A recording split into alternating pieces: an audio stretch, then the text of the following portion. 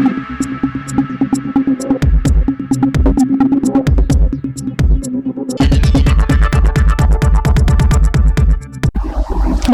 সময় বাংলা সংবাদে আপনাদের স্বাগত। আপনাদের সাথে আমি প্রীতি। দেখে নেব আজকের বিশেষ বিশেষ সংবাদ।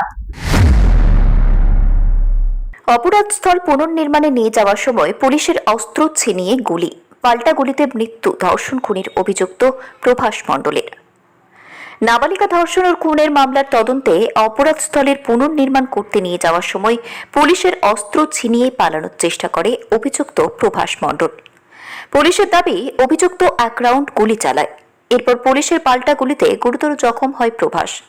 তাকে দ্রুত বারুইপুর মহকুমা হাসপাতালে নিয়ে গেলে কর্তব্যরত চিকিৎসক মৃত বলে ঘোষণা করেন।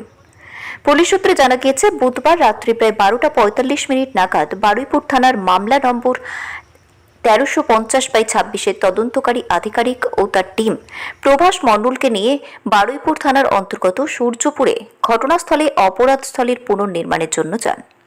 পুলিশের দাবি, ঘটনাস্থলে পুনর্নির্মাণের কাজ শুরু হওয়ার ঠিক আগে প্রভাস মণ্ডল এক পুলিশ কর্মীর আগ্নেয়াস্ত্র ছিনিয়ে নিয়ে পুলিশ দলকে লক্ষ্য করে এক রাউন্ড গুলি চালায় এবং সেখান থেকে পালানোর চেষ্টা করে। আত্মরক্ষার্থে পুলিশ পাল্টা গুলি চালালে প্রভাস মণ্ডল গুলিবিদ্ধ হয়।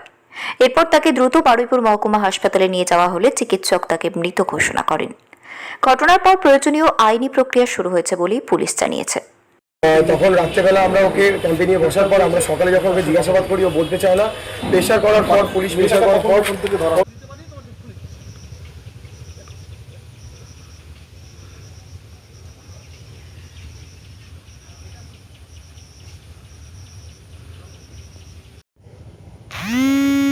বাগানের মধ্যে, প্রবাসের বাড়ির পেছনের একটা বাগানের মধ্যে একটু হেঁটে আসতে হবে, একটু খাতা ফাতা মারিয়ে মারিয়ে আমি দিয়ে দিচ্ছি।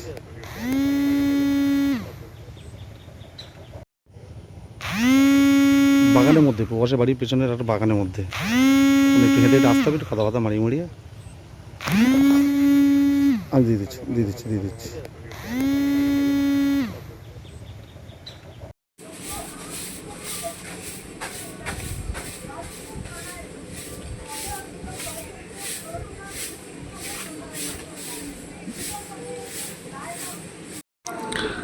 পুলিশ এসেছিল বাড়িতে?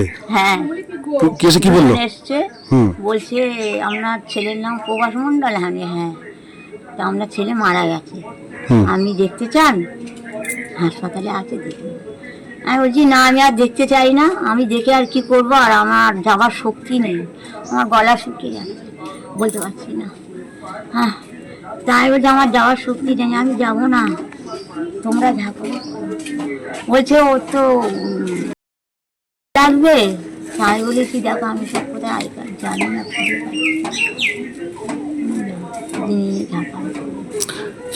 ছেলে যে মৃত্যু হলো, তাতে আপনার কষ্ট হচ্ছে না?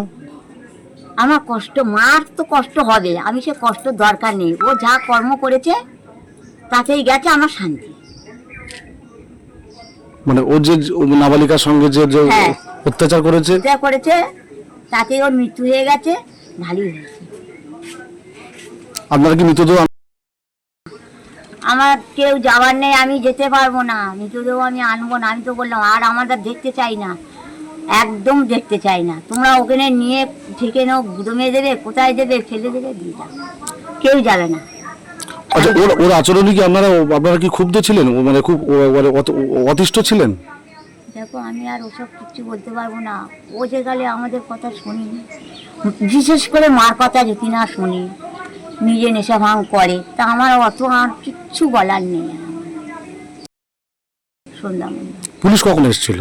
এই তো এই সকাল 5:30 6টা নাগাদ। ও করবে না কি এটা আমি বলতে পারছি না যে করেনি। আচ্ছা, কেন এরকমই আমার বিয়ের পরেও আমি নোংরামও দেখেছি, অনেক অত্যাচার করে আমি এখন সংসার করছি। তো এটা আমি মানে মেনেই নিয়েছি যে ও করেছে। আচ্ছা, এই যে পুলিশের গুলিতে মারা গেল, কিছু বলবেন?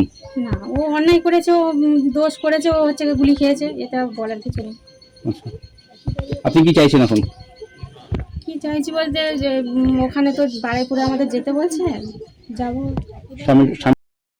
মেয়ে বলতে যদি রাজি, বাড়ির লোক সবাই রাজি হয় তো আনা হবে। আচ্ছা, আপনার কয় সন্তান? একটা ছেলে। আচ্ছা, প্রভাস কি করতেন? কিছু করতো না, বাড়িতে থাকতো। কি নাম আপনার? চাপা মন্ডল। সংবাদ এখনকার মতো এই পর্যন্তই। সঙ্গে থাকুন, দেখতে থাকুন সময় বাংলা।